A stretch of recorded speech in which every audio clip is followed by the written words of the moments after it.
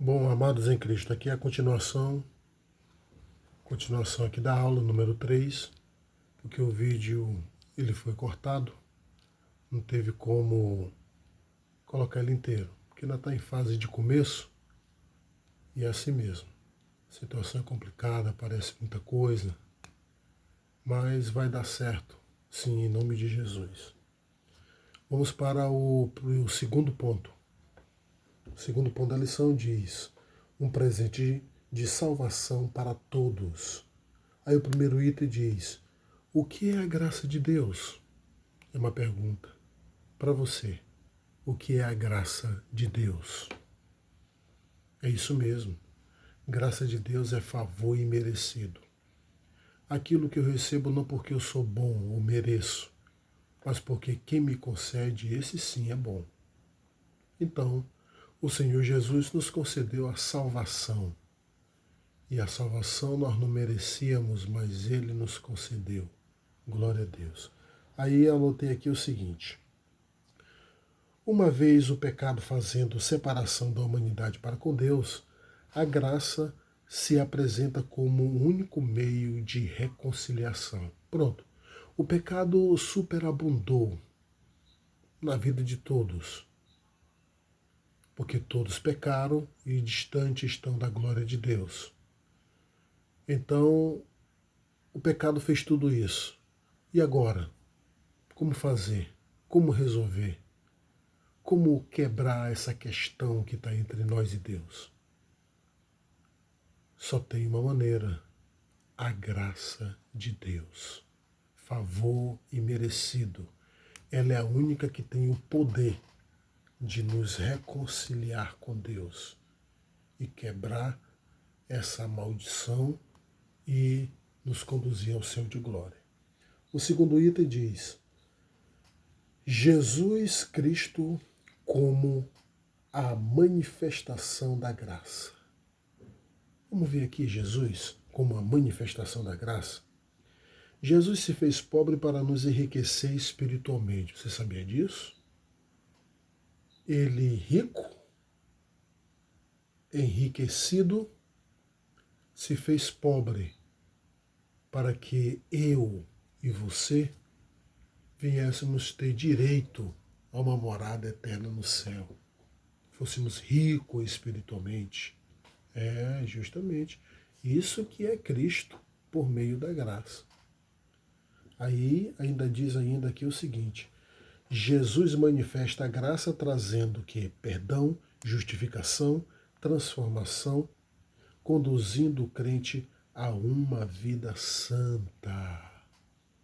É isso que traz a graça? É. Perdão. Somos perdoados pela graça. Somos justificados pela graça. Transformados pela graça.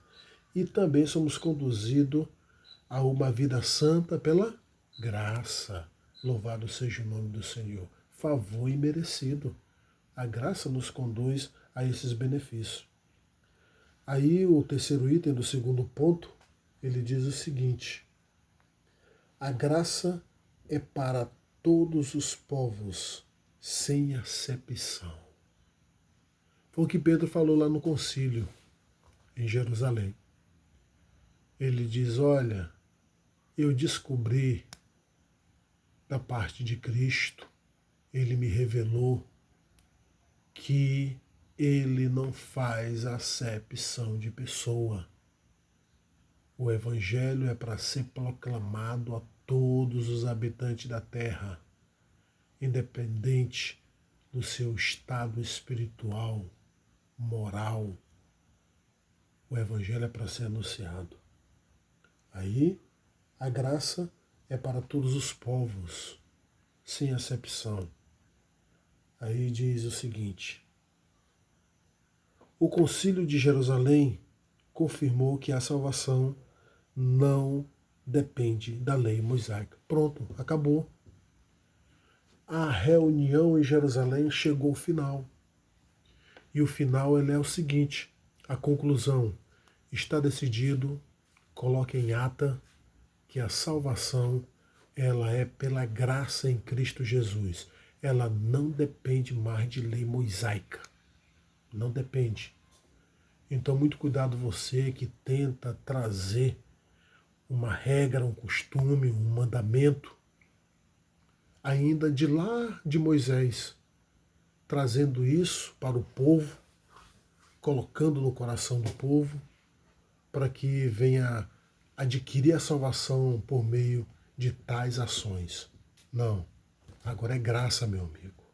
Graça, favor imerecido. Recebeu a graça, recebeu a salvação. Desprezou a graça, desprezou a salvação. É simples assim. Então nós vemos desta maneira. Aí nós vemos que vamos para o terceiro item. O terceiro item diz o seguinte. O terceiro ponto. O terceiro ponto diz crescendo na graça. Crescendo na graça. Aí o primeiro item diz como nos aproximar do trono da graça. Como nos aproximar do trono da graça. Lá em 2 Pedro 3,18, Pedro diz o seguinte, olha, cresçai na graça e no conhecimento. Ele recomenda, olha gente, eu recomendo a você, crente, cresça na graça e no conhecimento que é em Cristo Jesus. Bom, crescer na graça e no conhecimento significa o seguinte, significa amadurecimento espiritual contínuo. Quando eu cresço na graça e no conhecimento, que é o ambos os lados, que precisa ter os dois, não argumente só um, só outro. E se fosse para argumentar ou dar suporte só a um, bom, que seria a graça. A graça. A graça supera qualquer outra situação. Mas é muito importante e é necessário. Isso é que nem fé e obra, tem que andar junto. Então a graça e o conhecimento precisam andar junto. Mas graça e conhecimento, ele é o amadurecimento espiritual contínuo. Amadurecimento hoje, amanhã e constantemente para sempre, enquanto habitar nessa terra. Isso é crescer na graça e no conhecimento. Ainda diz mais. Trono da graça. O que é que nos concede o trono da graça? De lá procede misericórdia, perdão, socorro e poder espiritual. É isso. Do trono da graça de Deus, de lá procede algo tremendo, como misericórdia, perdão, socorro e poder espiritual. Vem tudo de lá para a glória de Deus. Aí o segundo item do terceiro ponto. Segundo item do terceiro ponto fala também algo importante que diz: quando devemos nos achegar ao trono da graça?